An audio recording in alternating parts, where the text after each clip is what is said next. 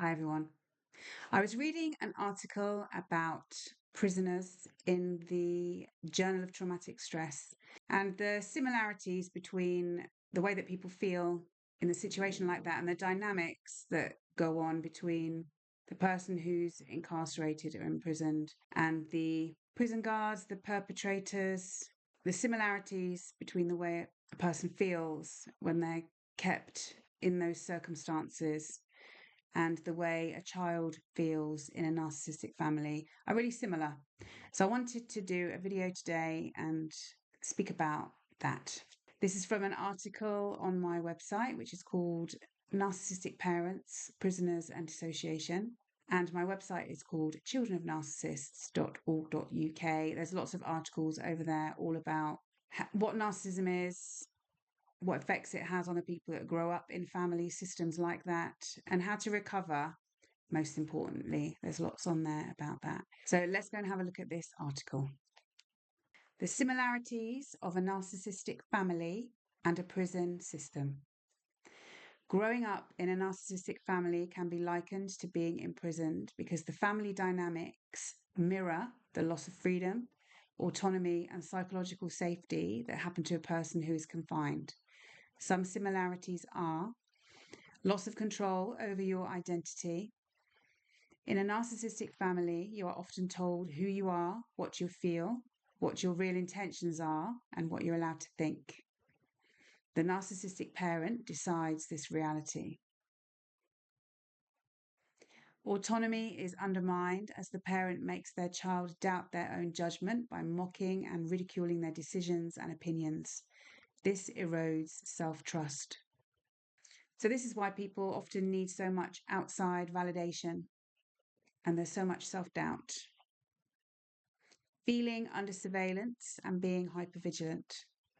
You learn to monitor your tone, your facial expressions, and your choices. You anticipate reactions before they happen. And the constant vigilance mirrors the psychological tension of being watched. And people often do feel like their parents or other people know what they've been thinking, know what they've been up to, know what they've been doing. And there is that sense of being watched all the time. And people even monitor themselves when there's no one else in the room. So they're really, really conscious of their own behaviours. Being punished for non-compliance. Disagreeing, setting boundaries, or asserting independence can lead to punishment. There can be guilt tripping, shaming, silent treatment, emotional manipulation, or rage. A system is created where good behaviour, like being compliant, dependent, and passive, is rewarded, and bad behaviour, such as being assertive, independent, and confident, is punished. Obviously, those are reversed because the unhelpful behaviours for a person are good behaviours in the mind of a narcissist. Frequently finding yourself isolated. Narcissistic families often discredit and isolate members emotionally and socially by undermining their relationships in the immediate family with the other parent and the siblings. Undermining outside relationships through the use of a smear campaign or the telling of embarrassing or humiliating personal information. This is one of the things that people find so frustrating, so unfair, and something that really does keep people in line is that they expect to be ostracized and shunned if they don't go along with their narcissistic parent. Learned helplessness. Over time, you may feel like escape isn't possible and that your needs don't matter. The trauma bond can mean it feels impossible to get away. So there's a link there about the trauma bond, but the trauma bond is also explained in the upcoming excerpt from the Journal of Traumatic Stress. So lots of people do defy their controlling parents as well. They are not always compliant and passive. They may run away lots of times too. But alongside that part of us, which is like from our flight set of defenses, we could say, we also can end up feeling quite trapped, helpless, despondent, despairing, and that keeps people in situations sometimes, and they don't feel able to leave. The psychological effects seen in prisoners below can also be seen in people who have narcissistic parents. So this is an extract from the Journal of Traumatic Stress. It's from 1992. It's written by Judith Lewis Herman, who is a professor of psychiatry at Harvard Medical School, and there are some other things listed there as well as part of her credentials. So, people in captivity become adept practitioners of the arts of altered consciousness. Through the practice of dissociation, voluntary thought suppression, minimization, and sometimes outright denial, they learn to alter an unbearable reality. Prisoners frequently instruct one another in the induction of trance states. These methods are consciously applied to withstand hunger, cold, and pain. During prolonged confinement and isolation, some prisoners are able to develop trance capabilities ordinarily seen only in extremely hypnotizable people, including the ability to form positive and negative hallucinations and to dissociate parts of the personality. Disturbances in time sense, memory, and concentration are almost universally reported. Alterations in time sense begin with the obliteration of the future, but eventually progress to the obliteration of the past. The rupture in continuity between present and past frequently persists even after the prisoner is released. The prisoner may give the appearance of returning to ordinary time while psychologically remaining bound in the timelessness of the prison. So different people are going to present in different ways when they've come out of a narcissistic family. So this might be some people's experience, how they're experiencing life. Other people, there can be a real focus on flashbacks from the past, and there can be lots of rumination about the future, and there's an avoidance of being in the present state as much as possible. So part of the recovery process is learning to be more present and more in the moment. Maybe some people that have been to boarding school would find this to be more of their experience as well, because that's like, it could be viewed as child incarceration, although perhaps boarding schools are improved from what they used to be. Yeah. The humiliated rage of the imprisoned person also adds to the depressive burden. During captivity, the prisoner cannot express anger at the perpetrator. To do so would jeopardize survival. Even after release, the survivor may continue to fear retribution for any expression of anger against the captor. Moreover, the survivor carries a burden of unexpressed anger against all those who remained indifferent and failed to help. Efforts to control this rage may further exacerbate the survivor's social withdrawal and paralysis of initiative. Occasional outbursts of rage against others may further alienate the survivor and prevent the restoration of relationships. Internalization of rage may result in a malignant self-hatred and chronic suicidality. Studies of returned prisoners of war consistently document increased mortality as a result of homicide, suicide, and suspicious accidents. In situations of captivity, the perpetrator becomes the most powerful person in the life of the victim, and the psychology of the victim is shaped over time by the actions and beliefs of the perpetrator. The methods which enable one human being to control another are remarkably consistent. These methods were first systematically detailed in reports of so-called brainwashing in American prisoners of war. So there's a chart by Biderman where he lays out all those different methods of control. And I'll put a link in the description to another article on my website where I have that chart and I write about coercion. Subsequently, Amnesty International published a systematic review of methods of coercion, drawing upon the testimony of political prisoners from widely differing cultures. Prolonged confinement in fear of death and in isolation reliably produces a bond of identification between captor and victim. This is the traumatic bonding that occurs in hostages, who come to view their captors as their saviours and to fear and hate their rescuers. Simmons describes this process as an enforced regression to psychological infantilism, which compels victims to cling to the very person who is endangering their life. And this has been seen with children of narcissists too, is that they are trauma bonded with and cling to that parent.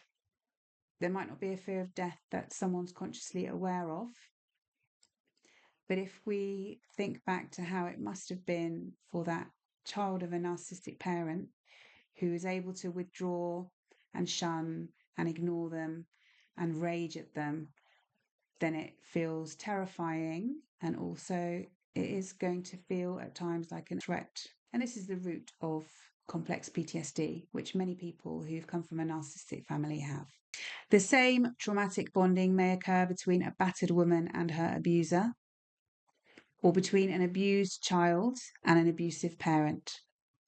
Similar experiences are also reported by people who have been inducted into totalitarian religious cults.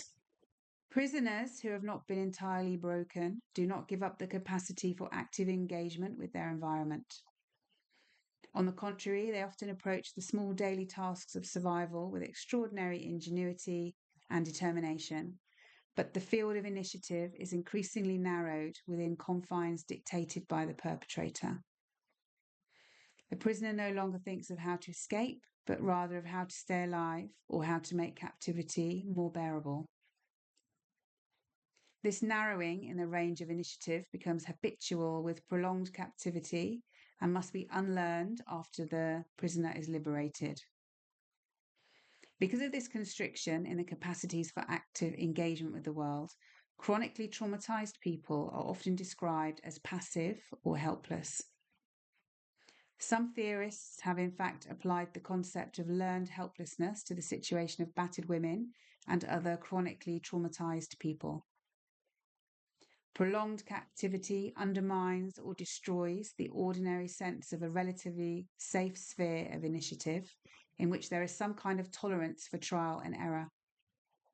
To the chronically traumatized person, any independent action is insubordination, which carries the risk of dire punishment. The enforced relationship, which of necessity monopolizes the victim's attention during captivity, becomes part of her inner life and continues to engross her attention after release. Released prisoners continue to track their captors and to fear them. In domestic and religious cult prisoners, this continued relationship may take a more ambivalent form. The survivor may continue to fear her former captor and to expect that he will eventually hunt her down. She may also feel empty, confused, and worthless without him. Even after escape, it is not possible simply to reconstitute relationships of the sort that existed prior to captivity. All relationships are now viewed through the lens of extremity. Just as there is no range of moderate engagement or risk for initiative, there is no range of moderate engagement or risk for relationship. The survivor approaches all relationships as though questions of life and death are at stake, oscillating between intense attachment and terrified withdrawal. So if a child of a narcissist looks into their attachment style, how they attach to other people, it tends to be disorganized, avoidant, or anxious. It's an insecure view of others that keeps people in that constant conflict of wanting to be close to people and then also feeling like they can't trust people, people aren't safe, and they don't like to be around them. People often have social anxiety. They prefer smaller groups of one or two people rather than larger groups, and even that can be fraught sometimes. There can be few people that they feel like they can really relax with and be themselves with. So one of the symptoms of CPTSD is that disturbances in relationships with others. It's really a struggle to feel safe in relationships for many people. Institutionalization. The definition of institutionalized is used to describe a person who has been living in an institution, such as a prison, for a very long time and is no longer able to live an independent life in the outside world. So, a narcissistic family is like an institution, a totalitarian institution with a dictator at the top who defines the reality of the people that live in that family system. Leaving the narcissistic family home frequently doesn't lead to the relief or feelings of freedom which people imagine will happen. It is still not over. They have, in essence, been institutionalized. Growing up, they learned how to function inside a rigid system where they experienced punishments that were unpredictable. Rules in a narcissistic family are changeable from day to day. Something that's fine one day may invoke fury on the next. There was a hierarchy which could not be questioned. Attempts to assert themselves and be autonomous were frequently punished. Being infantilized and not being taught the skills they need to function in the outside adult world. This can lead to emotional dependence and feelings of incompetence. People are often triggered into feelings of helplessness and being unable to cope. So this is why the teenage years are particularly difficult. So teenage years are difficult anyway, but when a person's come from a narcissistic family and they don't have the skills that they need, the emotional skills, the practical skills that they need, and they don't know themselves well, then there can be a struggle to function. So teenage years are often when there's lots of suicidal feelings for many people. They can be also there in the earlier years too, but teenage years can be particularly difficult. There can be self-harming in the teenage years also, and a feeling of falling apart, desperately needing to be in a relationship to get validation from outside and some kind of reliance, so they can rely on somebody and follow someone else's way to behave because they feel lost by themselves. These are all ways in which being institutionalized shows up. Freedom can feel unsafe or unfamiliar. People may feel that they don't know what they are allowed to want or that they can never get what they want. They can find it very difficult to make decisions. Feeling hypervigilant is safer than relaxing. They may need to use substances to be able to feel calm. The fear of punishment for being assertive can mean a person ends up policing themselves consciously or unconsciously. We internalize the childhood environment, and this means we become our own jailer. We can see this in behaviors like needing outside validation to act or approval for what we've done. We have a fear of disappointing others. We may also have beliefs like don't upset anyone, don't take up space, don't have needs, don't be too visible. So narcissistic family systems have massive consequences on the children that it takes years to recover from. Recovery. Changing the patterns. We can come to recognize our learned patterns of behavior, and these can be changed over time. So we end up with a system of responses. So we anticipate our reactions. We have to replace anger, like was mentioned there. You're not allowed to show anger to the perpetrator, the captor, the narcissistic parent. So whenever we feel anger, we might immediately flip into a feeling of submission or flight. We may feel we need to run away or have some other way of escaping how we're feeling. So we can dissociate, we can use a substance. And we have this set of automatic responses that develops. And there are a few articles listed here if anybody wants to have a look at those. Healing from narcissistic abuse, the abandonment depression. This explains the same thing that article was explaining, but in a different way. It's really important to know. And most people switch off that video. I think it's only got something like 30% engagement past, I don't know how long. And it might be a bit hard to understand, but if you can, watch that a couple of times maybe, or read the article a couple of times so it sinks in, because that's fundamental information as to how people are affected by coming from a narcissistic family, and there's such a struggle to be themselves. Narcissistic abuse, triggers and triggering, complex PTSD, and structural dissociation. These are all important things to know and come to understand. And that helps in recovering from being institutionalized, coming from a narcissistic family. So I hope this information was useful for you. Take care of yourselves and bye.